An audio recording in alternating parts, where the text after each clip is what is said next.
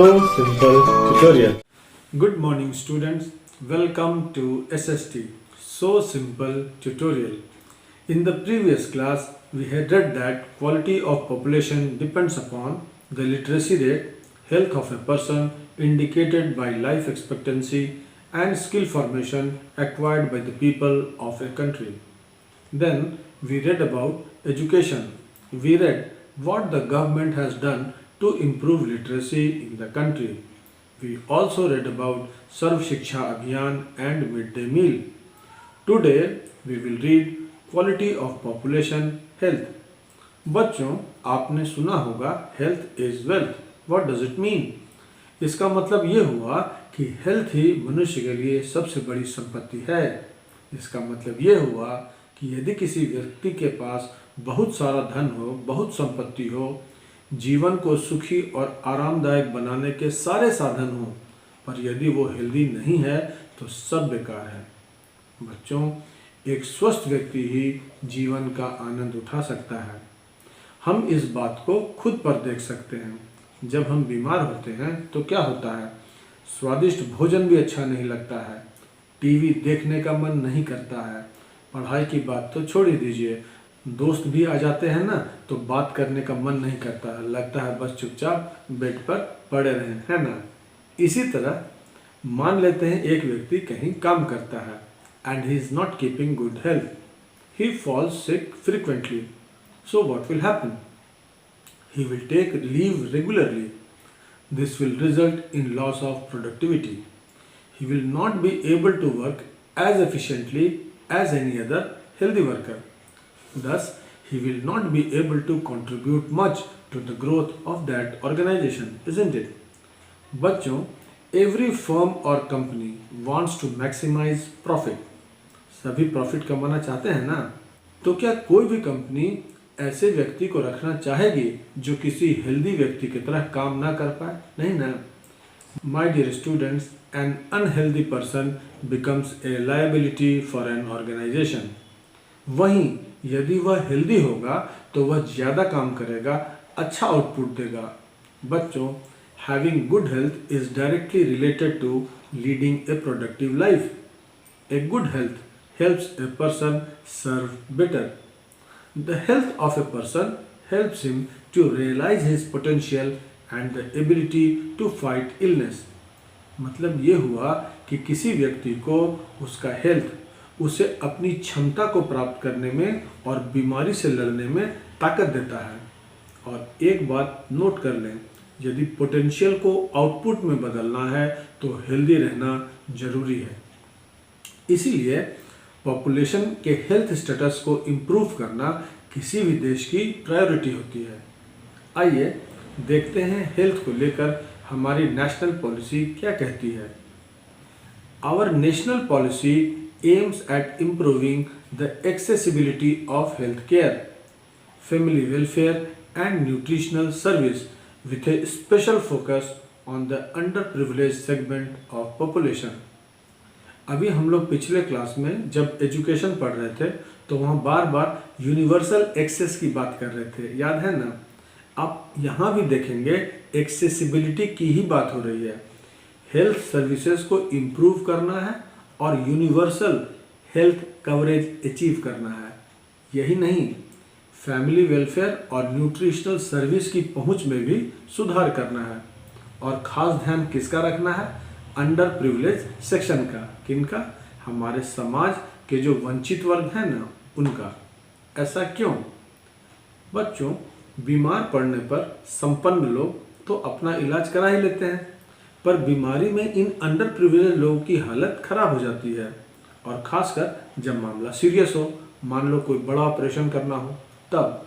इसीलिए हमारी गवर्नमेंट इनका विशेष ध्यान रखने की बात करती है. समझ गए? आप लोगों ने आयुष्मान भारत का नाम सुना है. इसे प्रधानमंत्री जन आरोग्य योजना भी कहते हैं. ये गवर्नमेंट ऑफ इंडिया का एक हेल्थ प्लान है जिसे पूरे देश में 2018 में शुरू किया गया था. इस प्लान का ऑब्जेक्टिव ही है इकोनॉमिकली वीक लोगों को हेल्थ इंश्योरेंस प्रोवाइड करना. इसमें क्या होता है? इस प्लान के अंतर्गत आने वाले हर फैमिली को 5 लाख रुपए तक का कैशलेस हेल्थ इंश्योरेंस प्रोवाइड किया जाता है। यह आपके बुक में दिया हुआ नहीं है, बस आपकी जानकारी के लिए बता रहा हूँ। अब जब यहाँ हेल्थ केयर सर्विस देने की बात हो रही है तो उसके लिए कुछ इंफ्रास्ट्रक्चर भी तो होना चाहिए। आखिर बीमार व्यक्ति इलाज के लिए कहाँ जाएगा, किसके पास जाएगा? तो बच्चों, बीते 5 डिकेड्स में हमारे देश ने एक बड़ा विशाल इंफ्रास्ट्रक्चर तैयार किया है। इसे आप हर सेक्टर में पाएंगे, गवर्नमेंट सेक्टर में भी पाएंगे, प्राइवेट सेक्टर में भी पाएंगे। इस टेबल को देखिए। सबसे ऊपर sub centre, primary health centre, community health centre है। 1951 में तो ये केवल 725 थे, पर 2014 में 182,709 हो गए और फिर बढ़ते ही गए। उसके बाद डिस्पेंसरीज और हॉस्पिटल्स देखिए। 1951 में ये फिगर 9,209 था, जो 2000 में बढ़कर 29,715 हो गया और 2019 में ये 31,986 हो गया। इसी तरह आप बेड्स देख सकते हैं। इसके बाद आप मैन पावर मतलब रजिस्टर्ड डॉक्टर्स, नर्सिंग पर्सनल, इनकी संख्या देख सकते हैं। तो हम क्या देख रहे हैं? हम ये देख रहे हैं कि जिस तरह हमारी पॉपुलेशन बढ़ रही है उसी तरह से हॉस्पिटल, बेड्स, डॉक्टर और नर्सिंग पर्सनल की संख्या भी बढ़ रही है। ठीक है, इस टेबल को याद करने की ज़रूरत नहीं है, बस इससे आपको हमारे हेल्थ इंफ्रास्ट्रक्चर को समझने में आसानी होगी।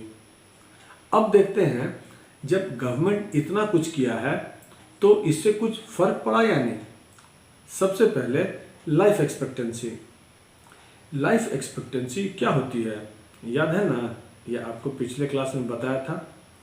The estimated number of years an average person is expected to survive.